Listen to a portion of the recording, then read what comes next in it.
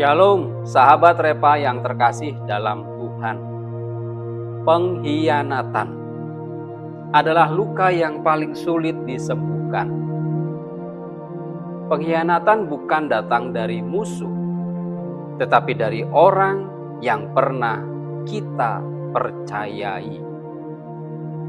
Dan yang lebih menyakitkan lagi, ketika pengkhianatan itu dibungkus dalam ibadah. Sahabat, dunia hari ini penuh dengan wajah yang rohani, tetapi hati mulai retak. Banyak gereja ramai, lagu puji-pujian yang indah, pelayanan berjalan sangat megah. Tetapi di balik semua itu ada manipulasi, ada penyalahgunaan kekuasaan, ada cinta yang salah arah, seperti Daud di atas istana. Sahabat, kita hidup di zaman di mana panggung rohani bisa menutupi borok pribadi. Pertanyaannya, apakah Tuhan berkenan pada ibadah yang menutupi pengkhianatan? Hari ini kita akan belajar dari kisah kelam seorang raja besar. Daud yang pernah menulis mazmur penyembahan, ia juga pernah jatuh dalam dosa yang paling tragis. Mari kita lihat apa yang sebenarnya Tuhan ingin bongkar dari balik kisah ini. Pada zaman kitab 2 Samuel, Israel berada di masa keemasan. Daud sudah menaklukkan musuh-musuhnya. Ekonomi stabil, politik kuat, dan bangsa hidup dalam keamanan.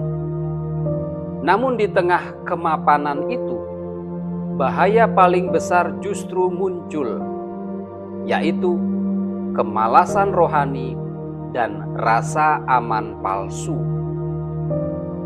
Ayat 1 berkata, pada waktu raja-raja biasanya maju berperang, Daud menyuruh Yoab, dan seterusnya. Dalam budaya timur dekat kuno, raja adalah simbol kesetiaan dan keberanian. Tugasnya bukan hanya memimpin perang, tapi menjadi teladan moral bangsanya. Namun dalam kisah ini, Daud memilih tinggal di istana. Ia tidak lagi berperang, ia tidak lagi berdoa seperti dulu, dan ia tidak lagi berjuang melawan dirinya sendiri. Menurut tafsiran akademik, tindakan Daud di pasal ini bukan hanya dosa moral, tetapi simbol kemerosotan kepemimpinan rohani. Ketika kekuasaan sudah mapan, Daud mulai memandang orang lain, terutama Uria dan Batsheba, bukan lagi sebagai sesama manusia, tetapi sebagai alat untuk kepuasan dirinya. Dalam masyarakat Israel kuno, loyalitas terhadap raja adalah bentuk tertinggi dari kesetiaan kepada Tuhan. Namun ironisnya, di sini Urialah yang menunjukkan kesetiaan sejati. Uria tidak mau pulang ke rumah karena tentaranya masih berperang. Uria menolak kenikmatan sementara demi tanggung jawab yang suci. Sementara Raja Daud yang diurapi Tuhan justru bersembunyi di balik kemegahan istana dan ibadahnya. Kata mengirim surat di dalam ayat 14 dan 15 ditulis dalam bahasa Ibrani salah, menunjukkan tindakan sadar dan terencana. Ini bukan reaksi spontan. Daud sudah merancang dosa dengan ketenangan rohani. Daud masih menulis surat, masih memberi perintah, masih memakai sistem pemerintahan. Semua tetap kelihatan rohani, tapi ternyata tujuannya sangat jahat. Inilah ironi.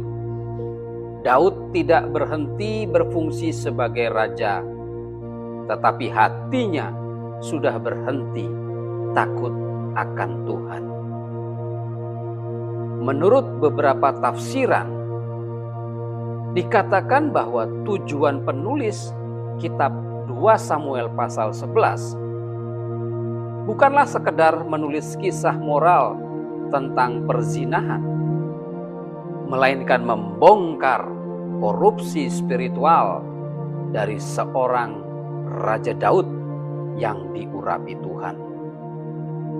Sebuah pesan tersembunyi, yaitu bahaya ketika ibadah menjadi kedok pengkhianatan.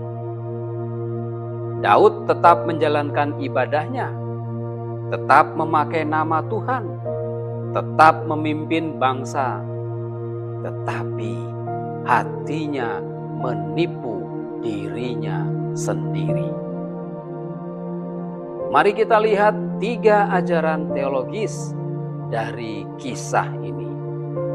Yang pertama, ibadah tanpa integritas adalah kemunafikan.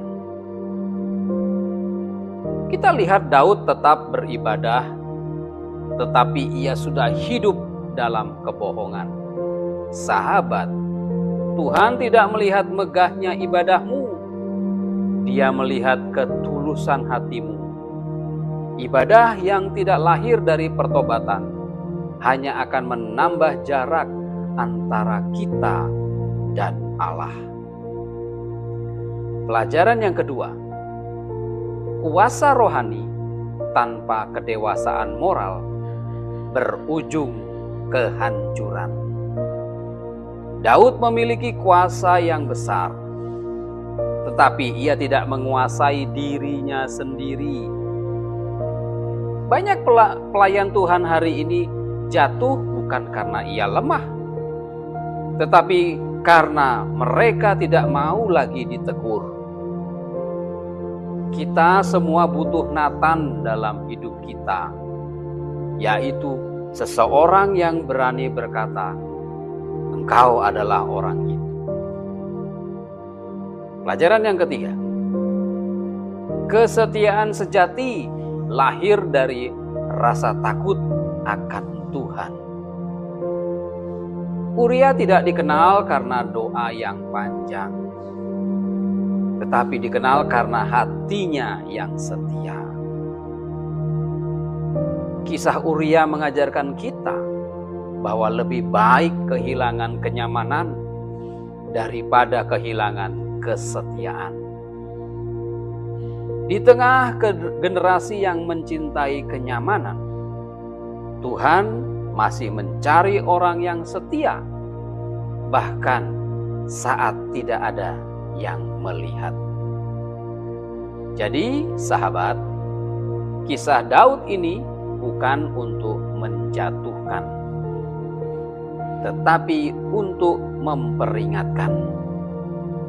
Banyak dari kita mungkin tidak berzina seperti Daud, tapi kita sering menyembunyikan dosa di balik pelayanan, di balik kesibukan, dan di balik liturgi. Tuhan hari ini tidak mencari ibadah yang sempurna. Tuhan mencari hati yang jujur.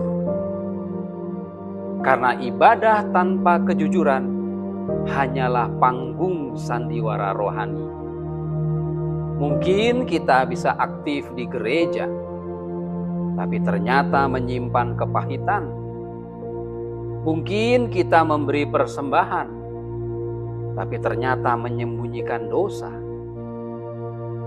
Tuhan mau berkata kepada kita hari ini, aku tidak butuh ibadahmu, aku mau hatimu. Pesan kunci untuk renungan hari ini yaitu ibadah sejati dimulai ketika kita berhenti berbohong di hadapan Tuhan. Untuk itu mari kita kembali kepada kesetiaan yang sejati, kesetiaan yang tidak menutupi dosa, tapi membuka hati untuk pemulihan. Mari kita berdoa. Tuhan, kami datang dengan hati yang terbuka. Kami tidak ingin menjadi seperti Daud yang bersembunyi di balik kemegahan. Kami ingin menjadi seperti Uria yang setia bahkan ketika tidak ada yang melihatnya. Ampunilah kami ya Tuhan, bila ibadah kami pernah menutupi pengkhianatan hati kami. Bersihkan kami dari dosa yang tersembunyi, pulihkan integritas kami, dan jadikan ibadah kami tempat di mana Engkau berkenan hadir. Kami mau hidup dalam terang-Mu, bukan dalam topeng rohani. Dalam nama Tuhan Yesus Kristus, Raja yang setia dan benar, kami berdoa. Amin.